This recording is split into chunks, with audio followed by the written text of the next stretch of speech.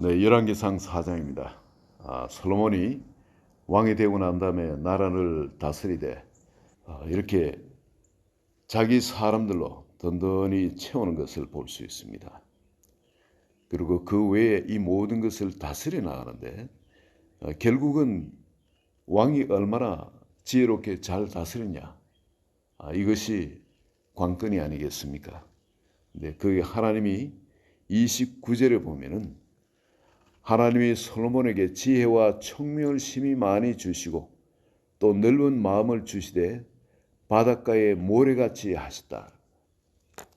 이게 참 이게 솔로몬이 나라를 다스리는 데 있어서 큰 재산입니다.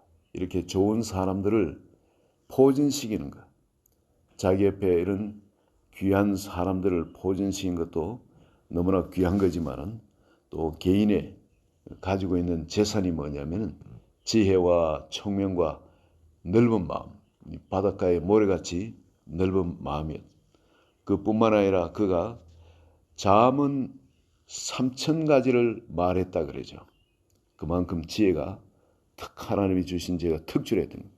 그리고 그의 노래는 1,005편이며 이 모든 것을 가지고 하나님께 영광을 돌리는 그런 노래들이 1,005편이며 그가 또 초목에 대해서 말하고 공중의 새에 대해서 그리고 또 짐승과 심지어 기어다니는 것, 물고기에 대해서 그리고 천하에 있는 모든 자연에 대해서 이야기했는데 이 지식이 얼마나 방대하고 깊은가 하는 걸 우리가 알 수 있습니다. 그리고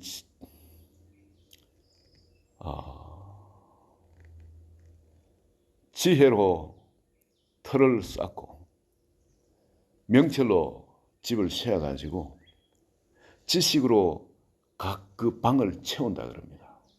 근데 솔로몬은 지금 그게 되어 있는 사람입니다. 여호와를 경외하는 것이 지혜의 근본이라 그러죠. 잠언 9장 10절에. 그리고 거룩한 자를 아는 것이 명철이라 그래요. 솔로몬은 이 명철은 그냥 오는 것이 아니라 내가 하나님을 경외함으로 말미암아서 그것이 지혜가 나에게 오게 되고 그리고 이 명철은 거룩한 자를 아는 것이라는 즉 경험해가 아는 야다라는 단어를 사용합니다. 경험해가 아는 것. 즉 하나님께 내가 받은 이 지혜를 가지고 삶에 그대로 적용을 하니까 거기서 하나님을 경험해가 알게 되는 겁니다. 그래서 이게 지혜와 명철이 솔로몬에게 그렇게 기초로 견고하게 임하게 되어진 겁니다. 지혜로 이 틀을 놓고 그리고 명철로 집을 짓는다. 그 집안에 각 방이 있는데 그 각 방을 각종 보화로 채우는데 뭐로 채웠냐? 지식으로 채우는. 지식으로 그 방을 채우는데 솔로몬은 그 방들을 온 천하에 있는 모든 자연들, 동물, 새, 물고기, 식물, 그 나무라든지 풀이든지 심지어 벌레까지 이 모든 것을 다 아우러 가지고 지식이 가득 찬 겁니다. 그럼 거기서 나오는 거는 여러분 이건 뭐 엄청난 거죠. 잠언 13장 14절은 이렇게 이야기를 합니다. 지혜로운 자의 입에서는 지혜 있는 자의 교훈은 생명의 샘이라. 지혜 있는 자의 교훈은 생명의 샘이기 때문에 그 입에서는 끊임없이 생명이 흘러나옵니다. 생명. 그 당시 하나님은 이 솔로몬을 그렇게 인정을 하여서 사용을 하였던 거죠. 의인의 열매는 생명나무라 그럽니다.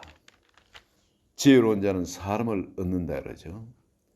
잠언 10장 11절에도 보면 의인의 입은 생명의 샘이라도 악인의 입은 독을 머금니라. 언제 그 독이 뿜어져 나올지 모릅니다.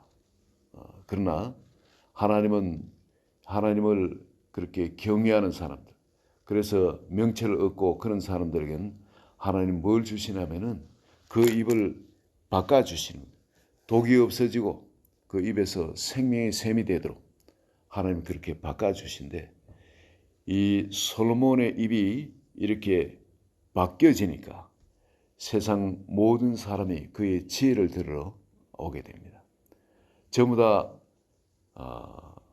선물을 가지고 솔로몬에게 그 지혜를 들어 오게 됩니다. 뭔가 다스리는데 그런 지혜가 없어요. 나라를 다스리는데. 이 왕들이 얼마나 답답한 일이 많겠습니까? 앞으로 어떻게 되어질 일도 알 수 없겠고, 이 나라 상황이 이렇게 되어가면은 어떻게 행보를 해야 될지 왕들은 생각 있는 사람 같으면 근심이 잘 날이 없을 겁니다. 그럴 때 누구한테 오느냐? 다윗한테 오는 겁니다. 다윗이 아니라 솔로몬한테 오는 겁니다. 선물을 보내가지고 솔로몬한테 오면은 솔로몬이 그들에게 그 지혜를 가르쳐 주게 됩니다. 솔로몬이 하나님을 경외하는 것을 통해서 지혜를 얻는데, 여러분, 하나님의 지혜의 말씀은 우리가 알고 있는 지식과 경험과 상식, 이건 또 다른 겁니다. 많은 경우에 제가 이 하나님께서 어떤 일에 대해서 하나님이 말씀하시는 것을 들으면은 그 말씀이 상식에 맞는 말씀들이 아니었습니다.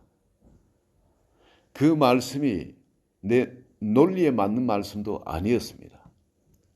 그 말씀이 내 경험에 맞는 말씀들도 아니었어요. 그 말씀대로 하면은 내가 바보가 되고 멍청이 되고, 그거는 많은 길이고 그건 길도 없는 길이었습니다.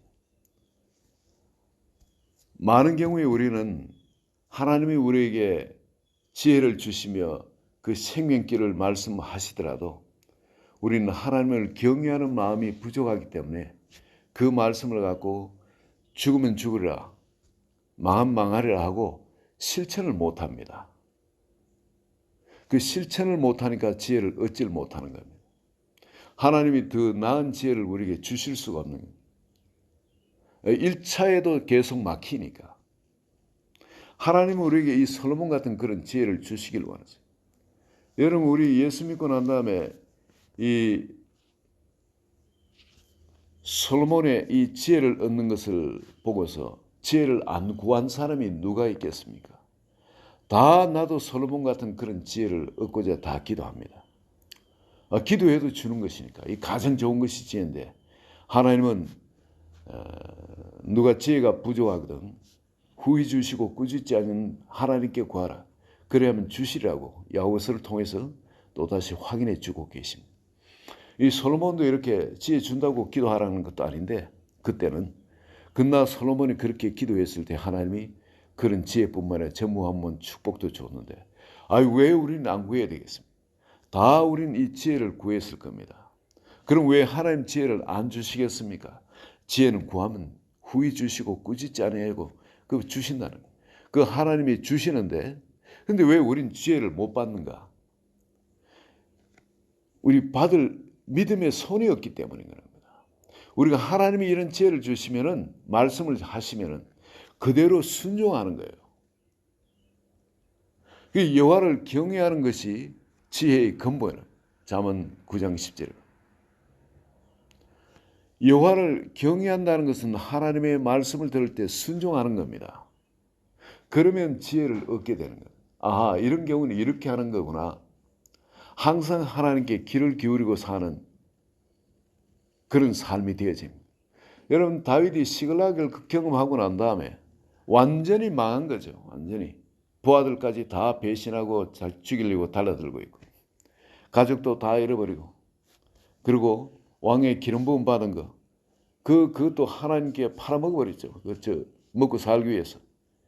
적들한테, 이방한테 팔아먹어버린, 모든 걸 다 잃은 그런 상태에서 하나님의 음성을 듣고 회복하고, 그 다음부터 다윗의 삶은 하나님의 음성을 듣고 순종하는 삶, 이 지혜의 삶입니다. 그렇게 사니까 하나님을 계속 경험하게 되고, 그 거룩한 자를 아는 것이 명철을 아는 거예요. 그 명철이 쌓이게 되어지는 겁니다. 이 명철은 또 deep understanding이라고 또 그렇게 또 표현을 또 하더군요. 아주 하나님을 아는 만큼 마음이 넓어지게 되겠죠. 그리고 그렇게 계속 지혜와 명철 가운데 사는 사람은 우리 소위 말하는 그 총명, 인사이트가 생기기 마련입니다. 이것은 직관이죠. 보면은 거기에 대한 본질이 파악되어지는 겁니다. 보면은 어떻게 해야 될지 그냥 지혜와 명철에서부터 나오는 그 길이 보이는 겁니다. 직관력이 더 발달할 수밖에 없어요. 여러분, 하나님을 아는 만큼 사람 마음은 여유가 있어집니다. 아무리 끝나는 그런 상황에 있다 할지라도, 아무리 길이 없는 그런 상황에 내가 있다 할지라도 거기는 하나님과 함께 가는 길이 있는 것을 압니다. 하나님께서는 사랑하는 자녀들에게 정말 하나님을 얼마나 전적으로 의지하는지 그런 걸 테스트하기 위해서 이스라엘 백성들을 광야에 비하히롯 그 앞으로 누웨이바 그 앞으로 믹돌 사이 누웨이바 그 넓은 바다 모래 길이 없는 그곳 바로 그것으로 인도했던 것처럼 하나님은 우리를 시험하기를 원하세요. 그리고 그것에 길이 있다는 것을 가르쳐 주기를 원합니다. 하나님과 함께하면 그것엔 길이 있습니다. 없던 것도 길이 만들어지게 되어 있습니다. 하늘 위로도 길이 생기고요. 물 위로도 길이 생기고 물 밑으로도 길이 생깁니다. 하나님은 함께 가시면 어느 곳이든지 그것이 길이 없던 것이 그것이 길이 되어지는 것이 하나님과 동행하는 삶인 겁니다. 그리고 이렇게 사는 사람은 걱정이 없어지게 되죠. 아무리 바닥을 쳐도 걱정이 없어집니다. 왜냐하면 하나님이 함께 하시면 길을 내시는 분이기 때문에 그분께 의뢰하고 전적으로 순종해서 같이 걸음을 걸으면 되는 겁니다.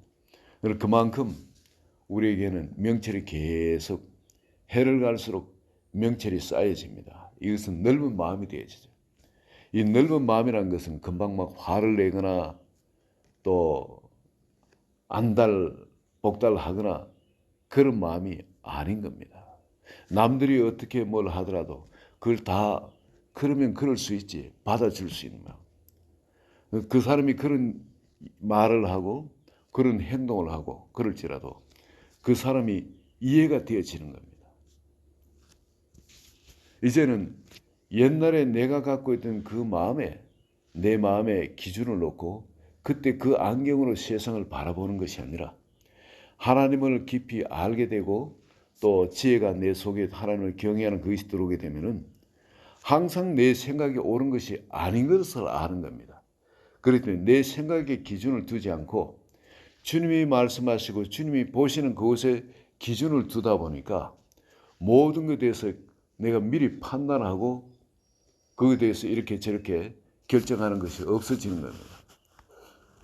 하나님께서 어떻게 말씀하시는지 객관적으로는 이렇지만은 하나님이 말씀하시고 하나님 보시는 관점이 따로 있기 때문에 그럼 그것이 내한테 들어올 때까지는 모든 그에 대해서 유보하는 겁니다. 유보하는 거예요. 이 좋다 나쁘다 자체도 유보하는 겁니다. 왜냐하면 나쁜 것처럼 이렇게 다가오지만은 여러분 그게 나쁜 게 아닌 거예요. 그 베드로한테는 그 아주 부정한 짐승들이 이렇게 보였을 때 절대 잡아먹을 수 없고 이건 나쁜 겁니다. 좋은 것이 아닌 겁니다. 그렇지만 하나님이 잡아먹으라. 하나님 관점에는 그것이 아니라는 겁니다. 이 모든 것을 이 하나님을 경외하는 삶을 사실 되면 우리 앞에 다가오는 좋은 일이든 나쁜 일이든 이것에 대해서 내가 섣불리 판단을 내려가지고 결정을 하지 않고 하나님께로부터 받은 것으로 판단하기 위해서 유보하게 되어지는 겁니다. 그렇기 때문에 마음에 내한테 나쁜 것이 오더라도 전에 같으면 그냥 못 견디죠. 난리법석을 치고 내 마음이 요동을 치고 불안해하거나 화가 나거나 별 그 반응을 하는데 하나님을 알게 되면은 하나님께서 그러면 그것을 어떻게 보시는가? 하나님께 이것을 갖고 가보자. 그렇게 되어지니까 마음이 외부 환경에 요동치 않게 되어지는 겁니다. 우리가 큐티를 하게 되면은 quiet 타임이죠. 하나님의 말씀을 이제 아침에 먼저 듣고 내 삶에 적용해 가지고 그것을 기도하고 그리고 그대로 순종하는 그 삶을 사는 것. 그걸 우리 큐티라 그럽니다. quiet 타임. 하나님의 음성을 듣는 것. 이제 이것을 시작하게 되면은 여러분 이걸 방해하기 위해서 사탄이 갖고 오는 것이 뭐냐면 우리 마음에 그냥 이걸 못하게 합니다. 정신없이 그냥 뭔가 몰아쳐요. 그냥. 불안하게 하거나 또 어떤 그 일, 긴급한 일이 생겨가지고 이걸 안 하고 하나님의 음성을 듣고 하는 그 일보다는 그것이 더 중요하도록 그게 휘몰아쳐 가버려요. 근데 이걸 한 번 경험하고 두 번 경험을 쭉 보면은 그때 긴급한 일들이 이게 긴급한 것이 아니었구나.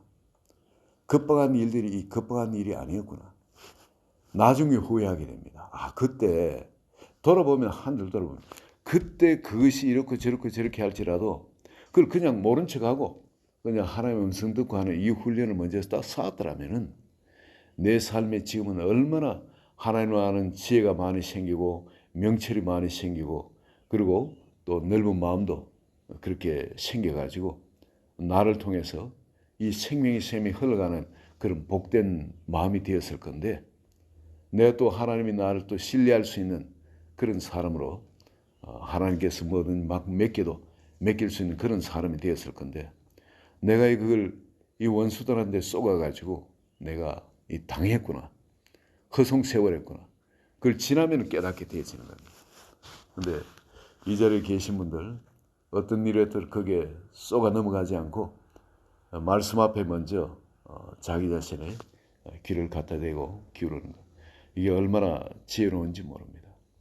하여튼 하나님을 경외해 가지고 항상 하나님의 음성 듣기를 기다리고 또 그것을 그대로 삶에 실천하는 그럴 때 하나님은 우리에게 지혜도 주시고 명철도 주시고 그리고 모든 것을 받아들이는 그런 이해하는 넓은 마음 그런 마음도 주십니다.